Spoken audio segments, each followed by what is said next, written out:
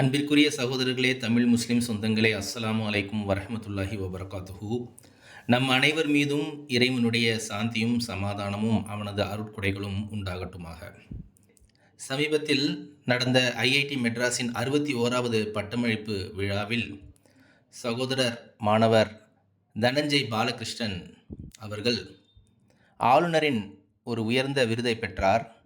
பிறகு தனது உரையில் பாலஸ்தீனத்தில் நடந்த இன அழிப்பு குறித்தும், இந்த சூழ்நிலையில் மாணவர்களுடைய பணி என்னவென்பது குறித்தும், அவர்களுடைய பொறுப்பு என்ன என்பதை குறித்தும் விளக்கி பேசினார். தெளிந்த நீரோடையை போன்ற அவரது பேச்சினை இங்கு மொழிபெயர்த்து வழங்குகின்றோம். நன்றி. Firstly, I'd like to congratulate everyone here, my fellow graduates, parents and other award winners. முதலில் நான் இங்கு இருக்கக்கூடிய அனைவரையும் பாராட்ட விரும்புகின்றேன். என்னுடைய சக பட்டதாரிகள், மேலும் விருது பெற்றவர்கள். எனக்கு தெரியும் இந்த பயணம் எவ்வளவு கடினமானது என்று. இன்னும் நாம் அனைவரும் இங்கு இருக்கின்றோம். இதனை ஒன்று சேர்ந்து நாம் முடித்துவிட்டோம். அங்கே அமர்ந்திருக்கின்ற என்னுடைய பெற்றோர்களுக்கும் நான் நன்றி கூறுகின்றேன். என்னுடைய சகோதரி, பேராசிரியர்கள், மேலும் என்னுடைய நண்பர்கள், அவர்களுடைய குடும்பங்கள், உங்கள் அனைவருடைய அன்பும் ஆதரவும் இன்றி நான் ஒன்றுமே இல்லை.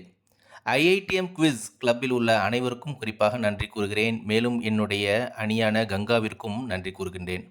அவர்கள் அனைவரும் அங்கே அமர்ந்திருக்கிறார்கள். என்னுடைய உயர்ந்த உயர்வில் என்னுடன் பகிர்ந்து கொண்டும், என்னுடைய தாழ்ந்த தாழ்வில் எனக்கு உதவி கொண்டும் இருந்தார்கள். Now, I feel like I'd be doing myself and everything I believe in a great injustice if I do not use the stage I'm presented with to say something very important. This is a call for action. There is a mass genocide going on in Palestine. People are dying in vast numbers and there is no visible end in sight. இப்பொழுது எனக்கு வழங்கப்பட்டுள்ள மேடையில் ஒரு மிக முக்கியமான விஷயத்தை நான் சொல்லவில்லை என்றால், நான் எனக்கும் நான் எதையெல்லாம் நம்பிக்கொண்டிருக்கின்றேனோ அவற்றிற்கும் அநீதி இழைத்தவனாகிவிடுவேன். இது செயல்பட வேண்டியதற்கான அழைப்பு ஆகும். பாலஸ்தீனத்தில் ஒரு கூட்டு இன அழிப்பு நடந்து கொண்டிருக்கிறது. மக்கள் மிக அதிக எண்ணிக்கையில் இறந்து கொண்டிருக்கிறார்கள். கண்ணுக்கெட்டிய தூரம் வரை இதற்கு எந்த முடிவும் இருப்பதாக தெரியவில்லை. Why should we be bothered by this, you ask? Because STEM as a field in itself has historically been used to advance the ulterior motives of the imperial powers such as Israel.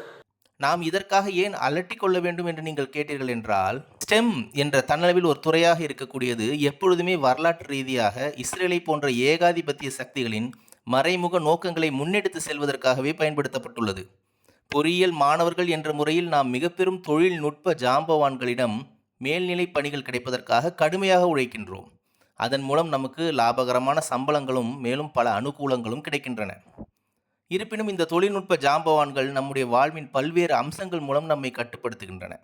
மற்றவரை விட அதிகமாக நீங்கள் தெரிந்திருப்பதைப் போல இந்த பெரு மதிப்புமிக்க நிறுவனங்கள் நேரடியாகவோ அல்லது மறைமுகமாகவோ பாலஸ்தீனத்திற்கு எதிரான இந்த போரில் உட்படுத்தப்பட்டிருக்கின்றன. இவை இஸ்ரேல் நாட்டிற்கு தொழில்நுட்பத்தை வழங்குகின்றன, கொல்வதற்கான தொழில்நுட்பம். இதற்கு எளிதான தீர்வுகள் இல்லை. என்னிடமும் எல்லா கேள்விகளுக்கும் பதில்கள் இல்லை. ஆனால் எனக்கு இது தெரியும். As engineers graduating into the real world, it is our job to be aware of the consequences of the work we do and also to interrogate our own position in these complex systems of power imbalance. பொறியியலாளர்களாக அசல் உலகத்திற்குள் அடியெடுத்து வைக்கக்கூடிய நாம் செய்யக்கூடிய பணிகளின் விளைவுகள் என்ன என்பதை பற்றி விழிப்புணர்ச்சியுடன் இருக்க வேண்டும். இந்த சிக்கலான அதிகாரத்தில் ஏற்றத்தாழ்வு கொண்ட அமைப்புகளில் நமது இடம் என்ன என்பதை கேள்வி கேட்க வேண்டும். ஒடுக்கப்பட்டவர்களை விடுவிப்பதற்காக நாம் என்ன செய்ய வேண்டும் என்பதை குறித்து புரிந்து கொள்வதற்கான முயற்சியில் நம்முடைய வாழ்வில் இந்த விழிப்புணர்ச்சியை நாம் இணைத்து கொள்வோம் என்பதில் எனக்கு நம்பிக்கை இருக்கிறது. இந்த அடக்குமுறைகள் ஜாதி ரீதியாக, வகுப்பு ரீதியாக, மதம் மற்றும் பாலின ரீதியாக நடக்கின்றன. ஒருபோதும் முடிவடையாத இந்த துன்பத்தின் சுழற்சிக்கு தடை போடுவதற்கு இதுவே முதல் அடியாகும் என்று நான் நம்புகின்றேன். நான் எங்கே செல்ல விரும்புகின்றேனோ அங்கே என்னை தூக்கி செல்வதற்கு அசுரர்களின் தோள்களின் மீது நான் நிற்கின்றேன் என்று ஐசக் நியூட்டன் கூறினார். I want to say this. I am here, rather we are here, by standing on the shoulders of the magnanimous Indian populace, and we owe it to them to lift every single person out of their misery. நான் இதை கூற விரும்புகின்றேன். நான் இங்கு இருக்கின்றேன், மாறாக நாம் இங்கு இருக்கின்றோம், நீங்கள் இங்கு இருக்கின்றீர்கள்.